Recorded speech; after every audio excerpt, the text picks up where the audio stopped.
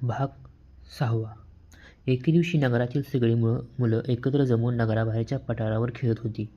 राजसभेचा खेळ खेळण्याची कल्पना कोणीतरी काढली होती.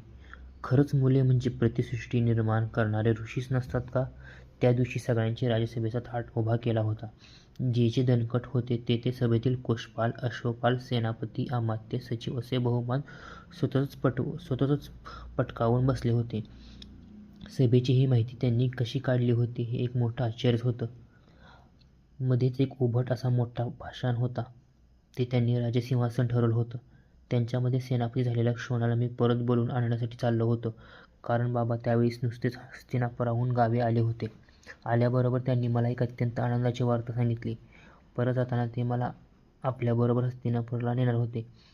तिथे द्रोण नावाचे एक अत्यंत युद्धकुशल आणि विद्वान गुरुदेव आहेत असं त्यांनी मला सांगितलं. त्यांच्या हाताखाली ते मलाही युद्धविद्येचं शिक्षण घेण्यासाठी ठेवणार होते. ती वार्ता ऐकताच मला एकदम शोणाची आठवण झाली. पण तो पर्णकुटीत नव्हता. त्याला समजुतीनं ही वार्ता सांगायचं असं मी ठरवलं होतं. कारण त्या वार्तेनं तो आईबाबांजवळ हस्तिनापूरला स्वतःही जाण्याबाबत हट्ट धरेल अशी मला भीती होती. त्याची समजूत काढताना आम्ही सर्वांनाच अवघड जाणार होतं. मी पठारावर आलो तसा तर सर्व मुलांनी एकदम मोठा गलका केला होता. वसूला बोलवा, वसूला बोलवा. शोणानं नंतर आनंदानं हात उंचावून मला हाक घातली. वसू दादा लवकर ये. मी झपझप चालत त्याच्याकडे गेलो.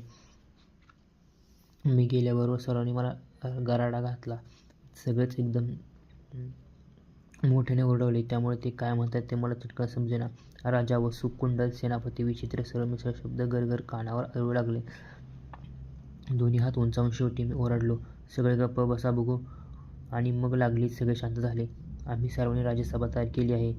एकटा राजाच तेवढा आम्हाला योग्यसा मिळत नव्हता. तुझ्या कुंडलांमुळं आम्ही तुलाच राजा करायचे ठरवलं आहे. सर्वांच्या वतीनं ब्रह्मदत्त म्हणाला. सर्वांनी एकदम ओरडून त्याला प्रतिसाद दिला. अरे पण मी शोणाला बोलवून न्यायला आलो आहे, मी म्हणालो.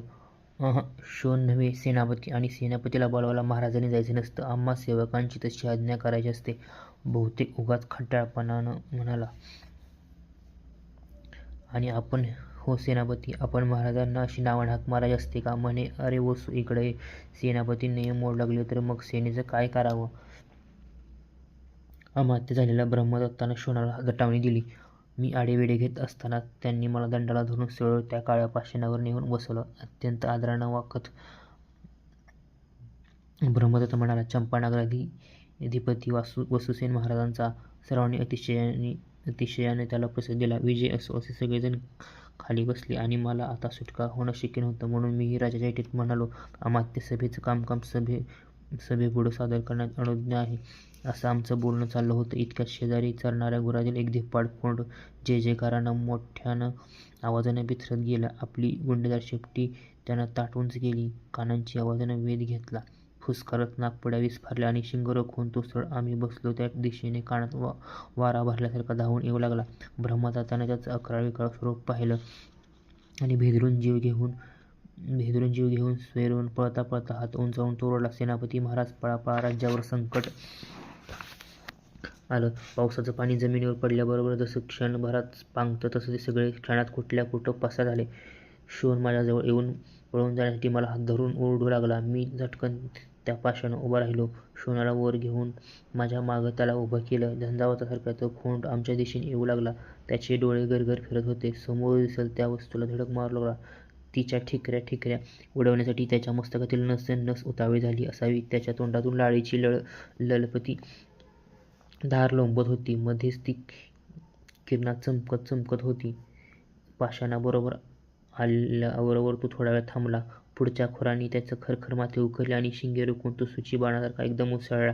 मी क्षणभर आकाशात पाहिलं. सूर्यदेव, आपल्या रथांचे असंख्य घोडे केवळ आपल्या 2 हातांनी सहज आवरीत होते.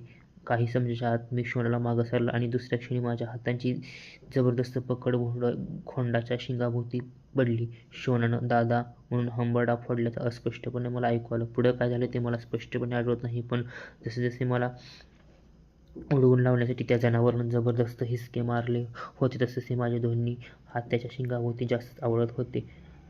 माझं शरीर रथचक्राच्या लोखंडी धावा तापल्यासारख्या जशा रसरशीत होतं तसं आहे असं मला वाटलं. त्यानंतर वसू कोण होता, कुठला होता आणि काही मला समजलं नाही. जागा झालो त्यावेळेस मला त्याच पठारावर होतो, पण माझं डोकं आईच्या मांडीवर होतं. जवळच बाबा उभे होते. त्यांनी हातात खोंडाचे वेग धरले होते. मगाशी डोळे विस्फारून उधळणारा खोंड आता दमून धापाटाकीत उभा होता. त्याच्या तोंडातून फेस येत असावा. माझ्या डोक्याजवळ शोन उभा होता. एकटाच तो माझ्याकडे पाहू लागला. मी डोळे उघडताच त्याच्या मुखावर हास्याची एक लकीर चमकून गेली. मी आजूबाजूला